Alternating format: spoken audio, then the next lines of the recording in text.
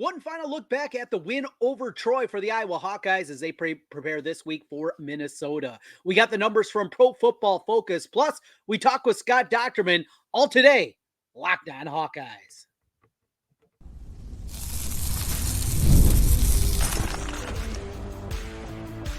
You are Locked On Hawkeyes, your daily podcast on the Iowa Hawkeyes. Part of the Locked On Podcast Network, your team every day. Hey, welcome in. I'm Trent Condon, and this is the Locked On Hawkeyes Podcast.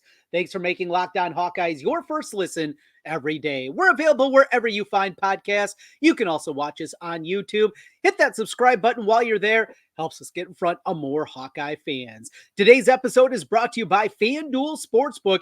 Now through September 22nd, all FanDuel customers can bet $5 and get a 3-week free trial of NFL Sunday Ticket from YouTube and YouTube TV. Visit FanDuel.com to get started. Well, final look back at the week that was after Iowa picks up win number 2 of the season as they run past Troy on Saturday at Kinnick Stadium. Got the numbers from Pro Football Focus and a look back at the game. A couple of notes before we get into some of the numbers. So on the rewatch of the game, as I do usually on Sunday evenings or Monday nights, going back and taking one final look at the previous game and go through each and every snap. We talked about, obviously, the quarterback position, the most important sport position that is out there. And one thing that we talked about is Cade McNamara was solid. He was fine. He was okay. He kept the train running on time. You know, going back, and there were misses. There were missed throws, as we've talked about. Now, that one up the seam to Lachey. Was he the first option? Maybe not, but he was there. And didn't see him, didn't get it there. A couple of the passes, one to Jacob Gill that he had to lay out and make a play. Another one to Lachey that he had to kind of step back. There were throws that weren't perfect, but they were good enough. And some of the Cade McNamara hate, I think, is going a little bit too far. McNamara, I think, still has more upside to get to, working his way back from the ACL tear and before the quad injury and the other knee injury that he had. This is still a guy that is working his way back. Arm strength, I don't know. But with what they're doing right now, do they have to take more shots down the field? I think it's going to start this week against Minnesota. There's going to have to be some plays made up the field if I was going to find a way to get this victory. We'll get into that more as the week goes on. But going back and watching it now a second time, I was a little bit down on Cade McNamara. He has to get better. There's no doubt. It wasn't quite as bad as I thought initially. Yes, the numbers look very good. Completion percentage high, all those things. It wasn't quite as bad, though, as I initially thought. All right, let's get into the numbers, though, and let's start at the quarterback position. Cade McNamara played 60 snaps in the game. Brendan Sullivan came in 9. We talked about him in the goal line package, and what we're going to see a little bit more potentially about that. We'll get to Kirk Ferentz's conversation about that a little bit earlier today, and I'll bring you that quote as well. But when you look at the numbers from Pro Football Focus and their grading scale for this game, the way that they graded this out for the Hawkeye offense in the quarterback spot, starting with this. Cade McNamara, solid, 19 of 23, 176. We talked about that. The actual grade, though, is a 73.1. Good for what we've seen recently. Pass grade at a 75. That's very solid. And if Iowa gets that kind of play, they're going to be in good shape this year. Brendan Sullivan, though, was higher, an 80.9 overall. Again, in those limited reps that he got. We go to the running back position, and this one, it was a monster. We know about the huge performance from Caleb Johnson, the leading rusher in college football after 173 yards and a couple of touchdowns in the game. But Caleb, sorry, you are not the top graded running back in this one. It was Jazion Patterson. He came in, had the long run, a 94 grade, just an absolute ridiculous number for Jazion Patterson. Great to see him out there. Falling out of favor. Suspended for the first game as well. Comes back, didn't see any action against Iowa State. No surprise with the way Caleb Johnson was playing. Now he's out there, and he's out there in a way because of necessity. Kamari Moulton got banged up. LaShawn Williams banged up. He's going to be out, it appears, this week. So you got a couple of banged up running backs. You got to go somewhere else. And they go to Patterson. I mean, that's your number 4. You're really, really good shape. And you go that 1-2 punch.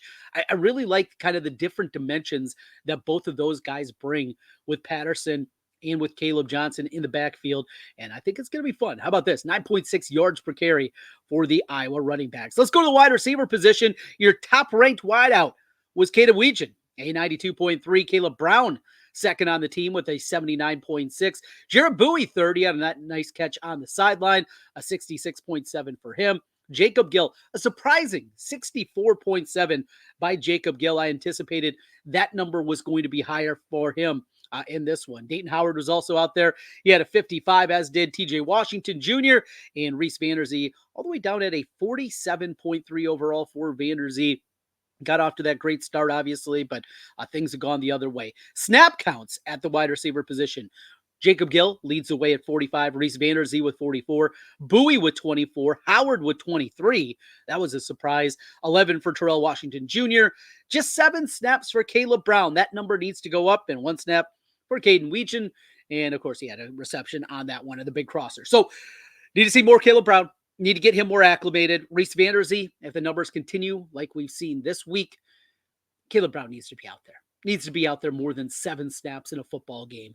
I don't think there's any doubt. And as we work your way out of the suspension in game number 1, working your way back into the good graces, have to have that playmaker out there. You got to do the right things. And we talked about this with Caleb Johnson. We've talked about this with other guys. You have to be doing everything necessary to get completely back. Let's hope that Caleb Brown is doing just that. We continue here in the grades from Pro Football Focus on the offensive side of the football. Jump over the tight end position. Quick note on this one, the tight end position. Has the blocking been off at that position for you guys? Now, the run blocking grade, easy for me to say. Well, in fact, both were not very good in this one. Luke Lachey, a 52.2 run block grade, just a 61.9 overall. Addison Estrangle, even lower than that, of 46.4. Something just seems a little bit off with the blocking and just what we've grown accustomed to. And if I was going to go a lot of 12 personnel, 1 running back, 2 tight ends out there, have to have those tight ends block at a higher clip than we've seen this season. And then the offensive line. This is one's maybe the most intriguing for me because grading offensive line as you're watching a football game is incredibly difficult. I don't know enough about grading offensive linemen to come up with something. We like to do this because we see if it kind of marries with what our eyes are seeing when we're watching these football games. So Connor Colby is the top graded at a 74.6 run block grade, a really high one. In fact, the highest on the team at nearly a 75. Jennings Dunker, a 69.1, followed by Cade Pieper. Mason Richmond, next up on the list with a 64. 63 for Nick DeYoung. Played quite a bit. Tyler Ellsbury came in late in the game. Something about Tyler Ellsbury, I like the way the offense clicks when he's in there. Bo Stevens with the 54.5, and then Logan Jones all the way at the bottom with a 49.4. I know Logan Jones is an incredible athlete. I know that his measurables will be through the roof once we get to the NFL Combine. But as a blocker, as a center, boy, there just seems to be, for every great play that you see and his ability to get to the second level and use the athleticism that he has at his side. Those are great. There's just too many misses inside. Snap numbers. Both Stevens and Mason Richmond, both of those guys played all 69 snaps. Colby was next with 64, as did Logan Jones. Jennings Dunker, 52. Nick DeYoung with 17. At this point, are we looking at a rotation here? Not exactly sure how that's playing out. And then Pieper and Ellsbury came in late. 7 for Pieper and Ellsbury with 5. So that's what you got up front and those numbers on the offensive line. Mention the quarterback spot and the potential for Iowa to be doing something a little bit different. We'll talk about that as we continue here. Locked On Hawkeyes. Kirk Ferentz had something to say about integrating Brendan Sullivan into the game plan more going forward after the red zone offense looked good after the disaster against Iowa State. We'll get into that. Plus, Scott Dochterman from The Athletic. He will join us as we continue. This is the Locked On Hawkeyes Podcast.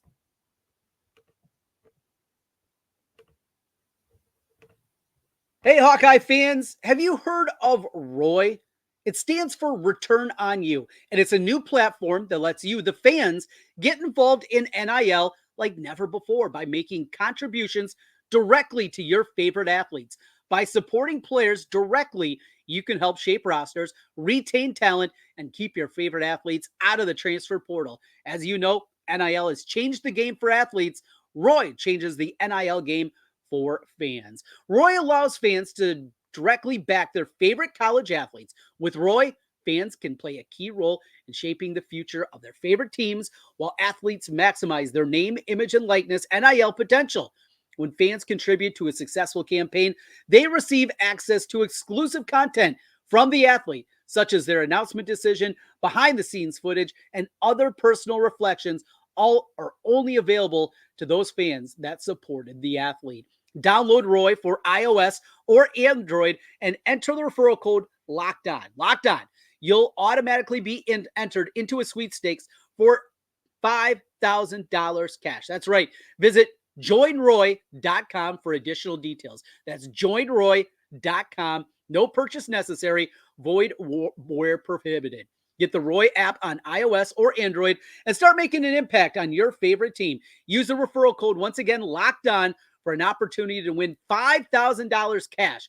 Just visit joinroy.com for more details. Joinroy.com for more details. No purchase necessary. Void where prohibited.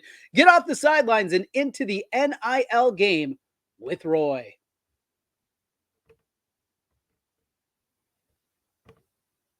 Trent Condon back with you once again on the Locked On Hawkeyes podcast. So Kirk Ferentz met with the media earlier today, and after the press conference, a couple of interesting quotes in there.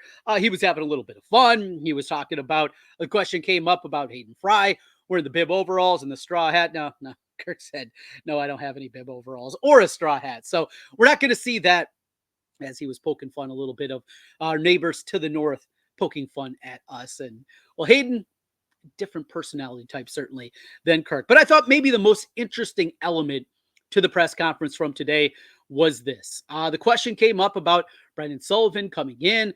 Is it something that you're going to do that more, use him maybe on fourth down, those kind of things? Kirk said this, quote, "We'll see. Right now, we haven't given a lot of thought, but we'll see. Just happy to get him involved. He's practiced well, done some good things, certainly gives us a little different dimension. Those are things we might consider as we move forward." Don't love it. And maybe he's playing coy. Maybe it is something that they're thinking about. Those short yardage situations, 3rd and 1s, 4th and 1s, those kind of things. I certainly hope that is going to be the case because, well, it's a guy that adds something different in Iowa. Certainly needs that. An interesting quote today from Kirk Ferentz as we get ready for the matchup against Minnesota. Scott Dochterman from The Athletic joining us as we talk a little Hawkeye football with Doc on the Locked On Hawkeyes podcast. Doc, let's get into the Hawks a little bit as you were watching a little of everything. Had to be weird not being at Kinnick Stadium for you as you were sitting there in the Iowa City corridor. But some good, some bad, some ugly. Just your main takeaway from this one, because there was warts on this one. Ultimately, it's a win as they pull away in the second half. Your takeaways from Saturday?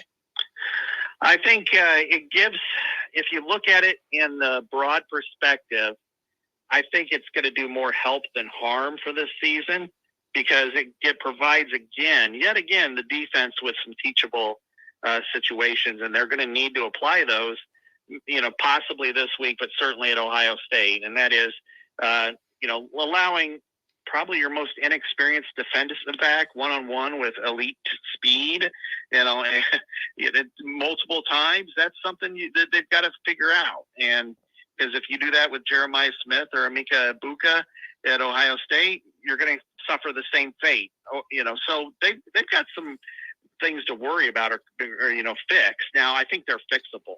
I do. I think that they're good enough defensively to erase those mistakes and get better from it, but they're going to also have to do that, and that's going to include more than ranting from Phil Parker.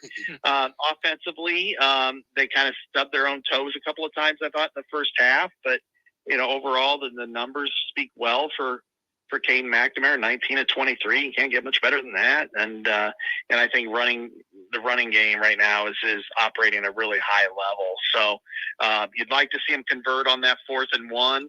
That's something that you need to look back at and work on and figure out how to make it happen. But overall, I saw there was a lot of angst, a lot of, on message boards, people freaking out that, Kirk's era is over and all that stuff. I think let's give it some time. This team always gets better, and they've got some stuff to work on that I think they can get better at. I know we're only 3 games into the season, but I do think that this is Caleb Johnson, beg your pardon, Caleb Johnson. Yeah, Caleb Johnson's last year at Iowa. Where will he rank, Doc? Like a Sean Green and a Betts and a Lewis. Who else on that? Wadley, probably. Yes. Where does Caleb Johnson fit in under running backs that played for Kirk Ferentz at Iowa? Come back to me after they play, yeah. Some more games. I mean, so far he's had an amazing first 3 games. Let's see what he does against Ohio State, against Nebraska, against Wisconsin, and on and on. But thus far, he's put himself into that conversation of being, in that next tier. I mean, I think Sean Green had the best by far season, maybe in Iowa history, and he was so good that it's really hard to overlook that. After him, Liddell had a great career. Tyler Goodson was a first-team All-Big Ten running back. He was really good, and then there was a lot of injuries through the years. I would put him not quite in the Betts and Goodson era right now. I would definitely not put him in Sean Green, but let's, if he has a couple more games like he's had, and if he can do some damage against the heavyweights, then, I certainly think he's capable of getting to that near Sean Green territory. And what he's shown thus far has been nothing short of fantastic. Well, speaking of heavyweights, big offensive line as always in Minnesota. That's what Phil Fleck has built up there. Tough games throughout the years. Minnesota finally got one a year ago. What do you expect to see on Saturday? And are you going to make the trek north and be back in this press box for a Hawkeye game this week? Yeah, I'm going because, I think it's a big game for both teams. Yep. They're 2-1. They've had 2 straight shutouts. They've played low-level competition, so you read into it what you will. But this is a team that's got an equally outstanding running back in Darius Taylor and a great wide receiver and Daniel Jackson and a question mark at quarterback in Max Brosmer, who's had a really good career at New Hampshire, and I think he's still just kind of trying to feel things out. They've got a big offensive line. I'm not sure how good it is. And the first game against North Carolina, it was suspect, but sometimes teams are that way right off the bat. I think defensively they're decent. I don't know. I think the numbers kind of are skewed by the competition. I think this is a capable team of giving Iowa problems, but I also think Iowa is a better team. So in some ways, like last year, if Iowa plays itself into some problems, it could be a close game. But I also think if Iowa plays at a high level, doesn't turn over the ball, doesn't give up any big plays, that Iowa's probably a 2-touchdown better team. Has Iowa found their number one receiver in Jacob Gill? Does it feel like that to you? Yeah, I mean, I know in week 1 we were like, is it Reese Vandersby? But I do think Gill is the guy right now who's making clutch catches. And when he's targeted, he catches the ball. And I think that goes a long way. So, yes, I think he is their number one. And I think Reese Vandersby is still in that category. But, he's still a true freshman. He's still trying to learn things. It came really easy in week 1. And he's discovering that it's not going to be always that easy. Scott Dochterman from The Athletic. We'll get you out on this. Doc mentioned special teams and the punt. It was a line driver. Coverage unit wasn't very good. A one-off or a little bit of concerns, at least with the punting unit. It's not Tory Taylor. We know it's going to be different here. Is it a concern at all for you and just Iowa trying to win, in those little ways that they do, just not having the same kind of punt team that they've had in the past? Nobody's Tory Taylor, as we saw even last night. Reese Dakin's got some room to grow there. It was a long drive, a low line drive punt to somebody who's electric fast. Mm-hmm. Kind of reminds me of Amir Smith-Marset and what he can do. So, it's Monte, it's Ross. But I also think that, it kind of like with the defense. In this case, singularly, I'm not concerned. I think it's a teachable moment for LeVar Woods. Here's what you got to do. We've told you this before. You're not listening. We've got to do this and do this better.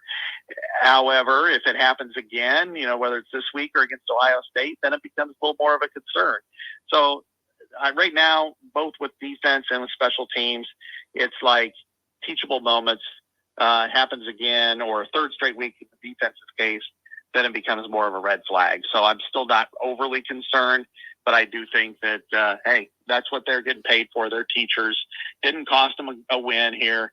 But it's something that they can really hammer the points down this week when they open Big Ten play. Can't wait. Scott Dochterman from Scott Dochterman joining us here as we talk little Hawkeye football with Doc. Always enjoy conversations with Scott Dochterman from The Athletic. We continue. Time to get into the defense. We take a look at the grades from the win against Troy there, and we get ready for the matchup, our first look at the Gophers as we dive a little bit deeper. That's as we continue on the Locked On Hawkeyes Podcast. Well, you've heard us talk a lot about FanDuel. It's America's #1 sportsbook. Well, we have something just a little bit different now for you. Now through September 22nd, all FanDuel customers can bet $5 and you're going to get a 3-week free trial of NFL Sunday Ticket from YouTube and YouTube TV. Then with a YouTube TV base plan, you'll be able to watch every regular season Sunday afternoon out of market game. All you need is a Google account and a current form of payment, and you can cancel at any time. Again, just bet $5 and you can hook up yourself with a 3-week free trial of NFL Sunday Ticket from YouTube and YouTube TV. Of course, looking here coming up this weekend with Iowa matching up against Minnesota. Iowa is currently a slight favorite in the game over at FanDuel. The Hawkeyes are currently, as I scroll back to my right spot here on my FanDuel app, got it downloaded and ready to go. Hawkeyes are currently a 2.5 point favorite in the game. The over-under sits at 36.5 on the money line. Iowa -134 to get the victory. Gophers +112 on the money line. You can bet on that and a whole lot more at FanDuel. It's America's #1 sportsbook. Again, just visit FanDuel.com to download America's #1 sportsbook. That's FanDuel.com. Trent Condon back with you one final time on the Locked On Hawkeyes podcast. As always, thanks for making Locked On Hawkeyes your first listen every day. All right, we talked about the offense. Let's get into the defensive grades from Pro Football Focus and what we saw in the win Saturday. One of the biggest ones is the depth that continues to build on the defensive line, and certainly the numbers bear that out. Max Llewellyn, your top-ranked defensive lineman, with a 76 grade from Pro Football Focus, followed up by Ethan Hurkett. Brian Allen, great game from Brian Allen. Consistency is continuing to grow for him, a 71.7, and had a couple of big plays in there. Y.A. Black doing Y.A. Black things, occupying space, being the man in the middle, slowing things down. He grades out with a 69. The tackle grade, not the highest, just a 34 in that one. Aaron Graves, a 64, a very solid out of him. Deontay Craig, a 61.5, though I did like, you saw some of those third and long situations where Iowa went out there. It was Llewellyn, Hurkett, Allen, and Craig all on the field at the same time. You had Craig lined up inside, kind of like that look to it. And then Jeremiah Pittman, the other defensive lineman who is the rotational piece inside at defensive tackle. They definitely need him. In terms of snaps, both Allen and Llewellyn played 16 snaps in the game and 17 out of Pittman. So it's a solid 7 right now. That's good. Needs to stay that way. Need this group certainly to stay healthy. Defensively at the linebacker spot, Jay Higgins, 49 snaps. Nick Jackson with 41. 22 for Kyler Fisher, but that was it out of the linebackers. Just 3 played. Of course, when they go 4-3, we know that Fisher is the one that comes into the game as it grades out at the linebacker spot. Jay Higgins, your top ranked at a 78.2.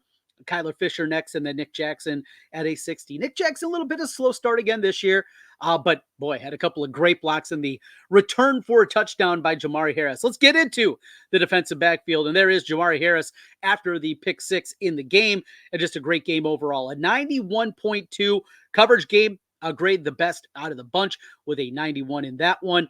Run defense, very good. Tackle grade, very good. A great game overall across the board for Jamari Harris. He's joined next by Sebastian Castro with the 75. Good bounce back game for Xavier Wampa, though. A little bit more of a rotation continuing at his safety spot with both him and Coing Entringer. Deshaun Lee came into the game after the second long touchdown that was given up. He came in and then split reps after that with him and TJ Hall. TJ Hall, No surprise, he's at the bottom of the list, giving up the long touchdown, and sounds like one of those was his fault. The first one, the second one was on Quinn Schulte, who was just above him with a 54. That's what you get at the defensive back position. Snap count grade. Come on. Snap count. 49, for both Castro and Schulte as they played all 49 defensive snaps. TJ Hall, 43 snaps, just 6 snaps. He wasn't out there. Jamari Harris with 39, Wampa with 21, Deshaun Lee played 16, and then Cohen Entringer with 14. That's what we got in that one overall. Special teams, we talked about the disaster on the punt return. Coverage unit was brutal. The punt was awful. It was just bad. Teachable moment, all good, as Scott Dochterman told us. I think it's a really good point on that one. This didn't happen in a tight game like it would this week against Minnesota, or one against Wisconsin, Nebraska, Michigan State, Washington down the line, something like that. You get away with it against Troy. But don't let it happen again. And I have a feeling LeVar Woods is saying just that. Well, it is my favorite rivalry game on the calendar. The best rivalry trophy in college football, Floyd of Rosedale. I grew up in North Iowa, right next to the Minnesota border, on the good side of the border, of course. And I'll tell you, family, friends live up in Minneapolis. Just, it's great. Seen so many great games up there. Seen some disappointing ones as well. I've been on both sides, certainly, of the coin, but it's such a fun trip. I know there's going to be a ton of Hawkeye fans in attendance. That's always great, going to road games and being with a bunch of your brethren. Have some grain belts, have a good time. I just love this game. I love this week. I love the just hatred that I have for Phil Fleck. I mean, that's what makes a rivalry what it is, and definitely have that for that guy. He's a piece of work. We'll just put it that way. Love this game. Excited for this game. Going to be really pumped up for it. And we'll start to talk about the game, the matchup a little bit more. Iowa out for revenge. Is there a little bit of a chip on their shoulder after the way things went down a week ago? I know a lot of questions today at the press conference about Cooper DeJean and the fair catch signal from a year ago in the loss to Minnesota. Of course, Kirk Ferentz, in typical Kirk Ferentz fashion, he went all the way back to 1981 and brought up a game that way. So that's what you get with a Kirk Ferentz press conference. But looking forward to this one. And again, we'll break it down a little bit more. Coming up tomorrow on Locked On Hawkeyes, we got a special treat. We're bringing him out of the bullpen once again. It's time to bring in Biz. Biz will be here talking all things Hawkeyes.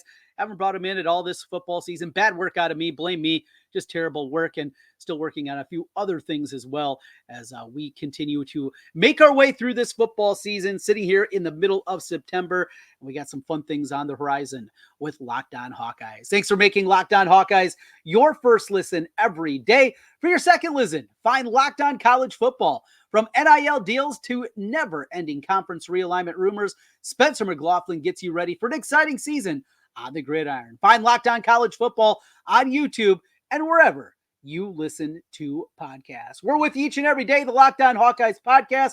Thanks for making Locked On Hawkeyes your first listen today. We'll talk to you again tomorrow. Go Hawks.